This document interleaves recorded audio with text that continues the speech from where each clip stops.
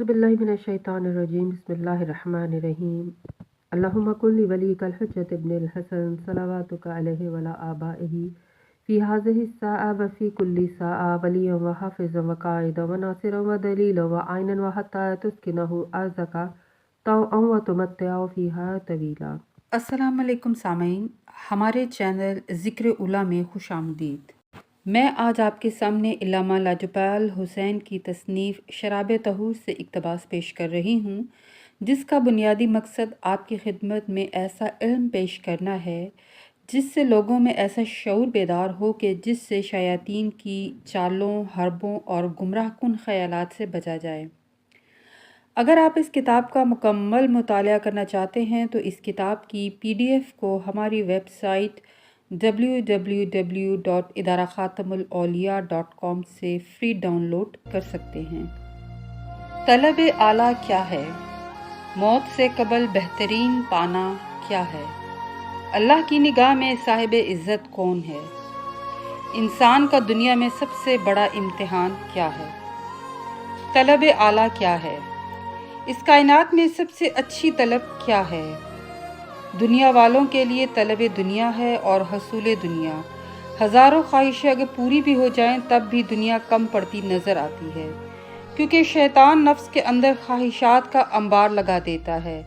मगर जब कोई बंदा उन ख्वाहिशात से मावरा जाकर ये सवाल अपने आप से करे कि मौत से कबल सबसे बेहतरीन पाना क्या है, जब वो अपनी सारी हयात को इस दुनिया में गुजार दे या फना कर दे, तो फिर एक ऐसा मर्तबा कमाल है कि जहाँ पर बंदा इस दुनिया के मकसद आला को पाने की तलब आला करे, और अगर वो तलब इतनी सच्ची और खालिस हो तो मालिक की तरफ से भी उतनी ही करम नवाजी होती है।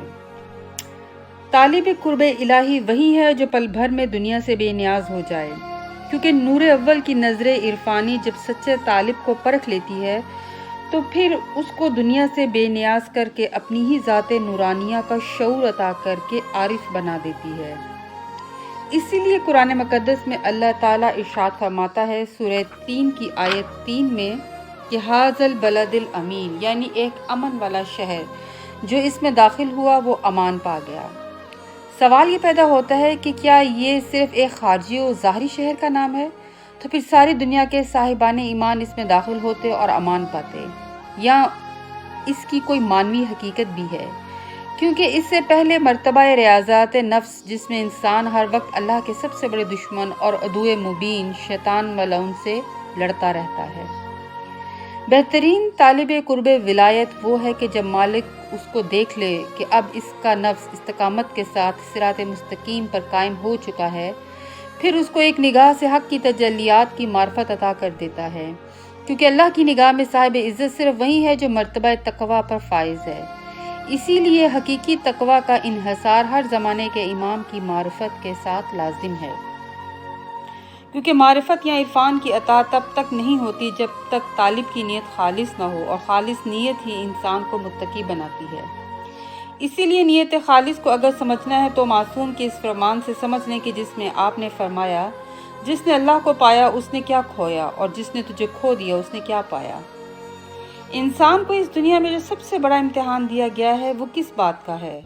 अगर इंसान तमाम अंबिया कराम की लाई हुई किताबों और तालीमात का निचोड़ निकाले तो वो फ़कत यही है कि अल्लाह को पहचाना जाए। अब अगर अल्लाह को पहचानने के लिए नफ्स को पहचानना पड़े, जैसा कि इरशाद है कि जिसने अपने नफ्स को पहचाना उसने मुझे पहचाना, तो अब सबसे बड़ा इम्तिहान क्या हुआ? नफ्स को पहचानना। अब सवाल ये पैदा होता है कि क्या वाकई इंसान के लिए अपने नफ्स को पहचानना इस दुनिया में रहते हुए मुश्किल अमर है, या इस बात के अंदर कौन सा राज छुपा हुआ है? तो इसका जवाब यह है कि इस दुनिया में बुनियादी तौर पर दो आलम हैं, एक आलम फ़ना और दूसरा आलम बका। अब फैसला आपने करना है कि फ़ना के घाट से अल्लाह को पहचानना मुश्किल है या मुकाम बका से उसको पहचानना आसान है। अब अगर इम्तिहान की बात करें तो मुकाम फ़ना ही इम्तिहान है। इसीलिए जो आलम बका की तरफ कूच कर जाता है या जो भी अमरी मखलूक है, उनके सामने हिजाब नहीं है, उनका मुकाबला नफ्स और शैतान से नहीं होता। तो मालूम हुआ कि जिसने फ़ना के मुकाम पर नफ्स और शैतान के साथ जिहाद करते हुए तलब खालिस के साथ मालिक का इरफान पाया, उसने आलम बका में भी रब को पहचान लिया। یعنی وہ اپنے زمانے کے امام کا عارف ہو گیا۔